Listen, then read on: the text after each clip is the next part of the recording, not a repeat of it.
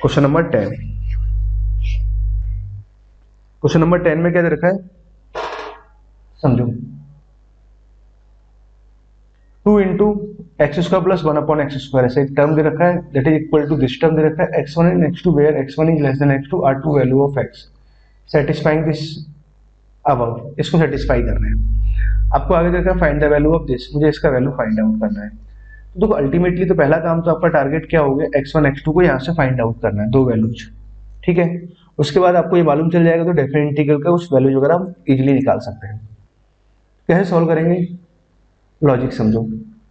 पहली बात तो देखो लॉजिक में ऐसी प्रॉब्लम को देखते ही तुरंत समझ में आना चाहिए क्या लॉजिक रहा होगा। एक्स स्क्वायर यहाँ लिखा हुआ है plus 1 minus of x square, इसका mod that equal to 4 into में कितना आ जाएगा 3/2 minus of 2 power x square minus 3 minus of 2 power x square plus 1। ठीक है, ऐसा कुछ आ गया ना, ये टर्म दे रखा है। अब देखो ये दोनों टर्म बराबर हैं,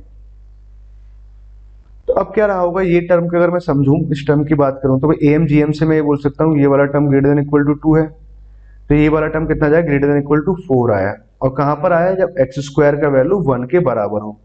अच्छा इसका मिनिमम वैल्यू की बात, इसकी मिनिमम वैल्यू 4 है, इसका मिनिमम वैल्यू कितना आएगा 0 आएगा। और मिनिमम वैल्यू कहाँ आ रहा है, एक्स स्क्वायर इक्वल टू 1 पर, मतलब दोनों के जहां पे मिनिमा अकर हो रहा है दोनों का जो एक्स कोऑर्डिनेट है वो सेम सेम है, मतलब ओवरऑल का मिनिमम वैल्यू कितना आया 4 आया, और ओवरऑल का मिनिमम वैल्यू 4 आया। और कहां पे अकर हुआ भाई, ओवरऑल का अगर मैं मिनिमम वैल्यू की बात करूं तो ओवरऑल 4 के इक्वल आएगा या उससे आएगा, और एक्स स्क्वायर इक्वल टू 1 पर आ रहा है, ठीक है। ओवरऑल का मिनिमम, भाई दो मिनिमम को हम ऐड कर सकते हैं जब वो जो मिनिमम वो सेम पॉइंट पे कर हो रहा हो, ठीक है। एक बात तो हमने ये समझ में आया कि इधर वाला जो टर्म लिखा हुआ है, अगर मैं अपनी स्क्रीन के हिसाब से देखता हूँ लेफ्ट हैंड साइड में ना, ये लेफ्ट हैंड, ओके। इस वाले टर्म को अगर देखें थोड़ा एएमजीएम थोड़ा सा समझ में आता है ना, एक काम करते हैं पहले 4 को अंदर मल्टीप्लाई करते हैं, 6 यहाँ बना माइनस ऑफ 2 स्क्वायर आ रहा है तो यहाँ पे एक्स स्क्वायर माइनस 1 ऐसे लिखा, minus sine of 2 power x square ना माइनस 1, जब यहाँ लिखेंगे तो कितना आ जाएगा 2 power 2 square, x square minus 1 यहाँ हो गया तो 2 स्क्वायर यहाँ पर आ जाएगा, तो ये बन जाएगा 2 स्क्वायर, सही है ना, एक्स स्क्वायर माइनस 1। 2 को देखो अंदर मल्टीप्लाई किया तो 2 स्क्वायर यहाँ बना, यहाँ जब मल्टीप्लाई कराएंगे तो 2 स्क्वायर आएगा और नीचे लेके जाएंगे तो एक्स स्क्वायर माइनस 1 आ जाएगा, ठीक। अच्छा अब देखो इस टर्म को अगर आप देखो, मैं माइनस साइन तो यहाँ से कॉमन लेता हूँ और ब्रैकेट लगा देता हूँ। ये भी एएमजीएम के अकॉर्डिंग अगर देखें तो कितना आएगा, इसका value greater than equal to 2 आया माइनस साइन से, मतलब ये ओवरऑल जो एक्सप्रेशन आ रहा है कैसा आ रहा है, लेस देन इक्वल टू 4 आया। अच्छा ये एक्सप्रेशन कब अकर हो रहा है, जब ये वाला वैल्यू कितना आ जाए T comma 1 T plus 1 upon T की बात कर रहे हैं, तो मिनिमम कहाँ कर होगा टी इज इक्वल टू 1 पर, मतलब 2 पावर एक्स स्क्वायर माइनस 1 का वैल्यू 1 हो जाए, तो मतलब 2 पावर एक्स स्क्वायर माइनस 1 का वैल्यू 1 आया, तो मतलब यहां से अगर एक्स स्क्वायर का वैल्यू कितना आ रहा है 1 आ रहा है, मतलब इसका जो मिनिमा है एक्चुअली वो कहाँ कर हो रहा है 1 पे आकर हो रहा है, ठीक है।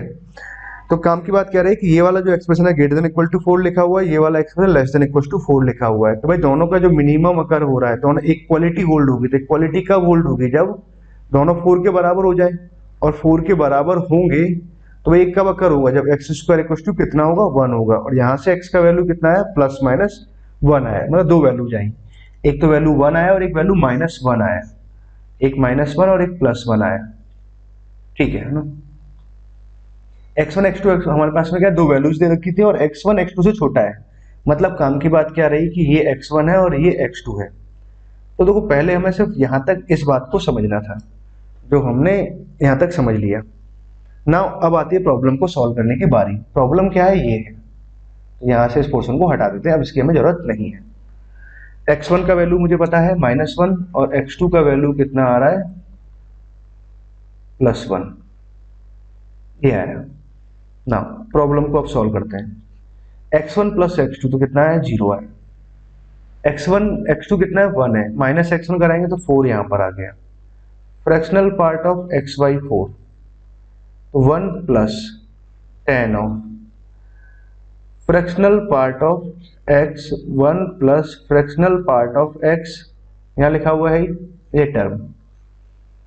देखो अभी भी क्या सवाल में महाभारत बची हुई है, महाभारत समझते हो आप, मतलब अभी युद्ध बचा हुआ है अभी तो, है ना, युद्ध अभी बाकी है। तो महाभारत अभी बची हुई है ना। तो यहां तक तो बात समझ में आई। अब हमें इतना भी समझ में आता है कि भाई इस वाले पार्ट की हमें रेंज निकालें। 10 के अंदर ऐसे कुछ पोर्शन दे रखा है। तो देखो मैंने क्या किया, अब हम अलग कलर से लेते हुए अलग बातें करते हैं। तो 1 plus fractional part of x, इसमें मैंने लिखा 1 plus fractional part of x minus 1 upon में 1 plus fractional part of x, मतलब 1 minus 1 upon of 1 plus fractional part of x, ऐसा कुछ लिखा। अब मैं इस वाले पार्ट की रेंज निकालता हूँ। तो फ्रैक्शनल पार्ट ऑफ एक्स कैसे वेरी करेगा भैया, 0 से लेकर 1 तक। उसमें जब 1 ऐड करा दोगे तो पूरा हिस्सा कैसे वेरी करेगा, 1 से लेकर के 2 तक, 2 पे ओपन आ जाएगा ना। अब क्या किया, इफ अब 1 में 1 से लेकर 2 इंटरवल को जब डिवाइड कर रहा हूं तो भैया इसका जो आउटपुट है कितना आ जाएगा, 1/2 से लेकर के 1 तक का आउटपुट आएगा, या 1 पे ओपन और इस पे क्लोज आएगा। बात समझ में आई हमें, इतनी सी बात हमें ये समझनी चाहिए थी। अच्छा देखो इस बात को आप ऐसे भी समझ सकते हैं 1/x के ग्राफ से। 1/x के ग्राफ में आप 1 से लेकर 2 तक की वैल्यूज डाल रहे हो, तो ये आउटपुट में क्या निकला 1, और यहां से आउटपुट में कितना निकलेगा 1/2। तो 1/2 से 1 तक की वैल्यू ही आउटपुट में आई। अब क्या 1 से सब्ट्रैक्ट कर रहे हो तो डायरेक्ट सब्ट्रैक्ट कर दो, सोचो मत, है ना। 1 में से 1/2 सब्ट्रैक्ट किया तो एक नंबर 1/2 आया, ठीक है। 1 में से 1 सब्ट्रैक्ट किया तो 0 आया, तो 0 को पहले लिखेंगे, ठीक है। 1/2 पे ओपन था तो यहाँ ओपन लगाएंगे और यहाँ क्लोज लगाएंगे। मतलब ये पूरा जो हिस्सा है ये 0 से लेके हाफ के बीच में वेरी कर रहा है। गजब बात है ना। अब हमें क्या करना है, ग्रेटेस्ट इंटीजर ऑफ 10 दे रखा है, तो मतलब कहीं 1 से छोटा, π/4 से छोटा तो नहीं आ रहा है, क्योंकि अगर 1 से छोटा आ गया तो ग्रेटेस्ट इंटीजर की वैल्यू 0 आ जाएगी, है ना। तो अब मुझे ये समझना है कि 1/2 और π/4 में क्या रिश्ता आता है। तो 1/2 और π/4 मैं यहाँ लिख के बताता हूँ, 1/2 और π/4 में कौन छोटा बड़ा है। तो ठीक है, -π/4 करते हैं, निकालते हैं। तो 4 माइनस ऑफ 2π अपॉन में 8 कर लेते हैं। तो ये वैल्यू तो कैसे आएगी, नेगेटिव 6 पॉइंट समथिंग। अगर इसका नेगेटिव आना हुआ तो मतलब ये नंबर बड़ा हुआ और ये नंबर छोटा हुआ, सॉरी नेगेटिव आ रहा है ना, तो ये 1/2 तो छोटा है और π/4 बड़ा है अपना, नेगेटिव आ रहा है, तो 1/2 छोटा है ना। अब क्या है, क्या बोल रखा है,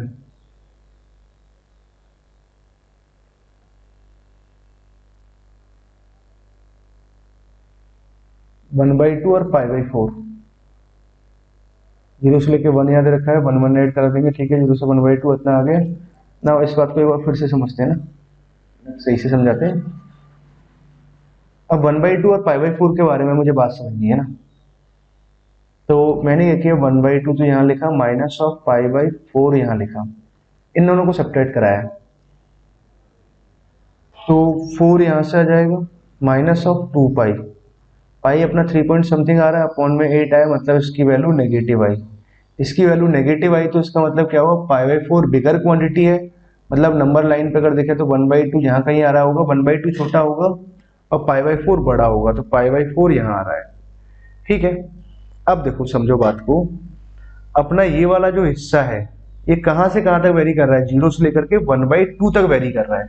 0 से लेकर 1/2 तक, मतलब π/4 तक जब जाते हैं, π/4 तक की बात करें तो भाई 1045 कैसा आता है, 1045 1 होता है, और 1045 1 होता है, मतलब π/4 तक अगर चले तो 1 आता है ना, और π/4 से अगर कम जाएंगे तो 1 से छोटी वैल्यू आती है। तो हाफ तो कैसा आ रहा है, π/4 से छोटा है, मतलब ये जो हिस्सा लिखा हुआ है 10 के अंदर जो आर्ग्यूमेंट है वो एक्चुअली π/4 से छोटा है, मतलब 10 का जो आउटपुट है वो 1 से छोटा आएगा, और 1 से छोटा आने की वजह से इसका ग्रेटेस्ट इंटीजर कितना आ जाएगा, 0। इसका ग्रेटेस्ट इंटीजर 0 आएगा तो भाई अब कहानी ये रही। अब सारा जो खेल जो चल रहा है, अब यहां से नीचे करके समझाते हैं आपको। तो हिस्सा अब ये रहा कि 0 to 4 तो यहां गए, फ्रैक्शनल पार्ट ऑफ x/4 और dx, 1 + 0 तो 0 हो जाएगा, dx आ गया, ठीक है। मान लीजिए ये लिखा हुआ है, ये जो इंटीग्रेशन है, अब इसको सॉल्व करना है। x कैसे वेरी कर रहा है, 0 से लेके 4 तक, x/4 कैसे वेरी करेगा, 0 से लेके 1 तक, तो ये नंबर 0 से लेके 1 तक ही लिखा हुआ है, तो कोई दिक्कत नहीं। तो ये तो कितना आ जाएगा, 0 to 4 x/4 ही आ जाएगा इसका फ्रैक्शनल पार्ट, ठीक है ना। तो 1/4 को तो बाहर निकाल देंगे, x का इंटीग्रेशन आ जाएगा x² 2, और अपर लिमिट और लोअर लिमिट 0 to 4 पुट कराएंगे 16 को हमने लिखा 16/8, यहाँ से आ जाएगा, 0 वाला पार्ट तो 0 हो जाएगा, 2 आ जाएगा। फाइनली इसका आंसर कितना है, 2 आया, ठीक है। तो वैल्यू ऑफ दिस कितना आएगा, आंसर इज 2। तो कौन सा ऑप्शन करेक्ट होगा? आंसर 2 है। क्या दिया है चेक कर लेते हैं एक बार। आंसर इज 2 ना। 10th का आंसर कितना है? 2 है, और 9th का कितना है? 14.5 है ना। ठीक है, यही आ रहा था। ओके स्टूडेंट्स, आई होप आपको ये सारी प्रॉब्लम सॉल्व करके मजा आया होगा और आपको अच्छा लगा होगा। कुछ ना, मतलब आप जो परफेक्ट जो जेई एडवांस की प्रॉब्लम्स होती है ना, आप उस हिसाब से आप तैयारी कर रहे हो ना।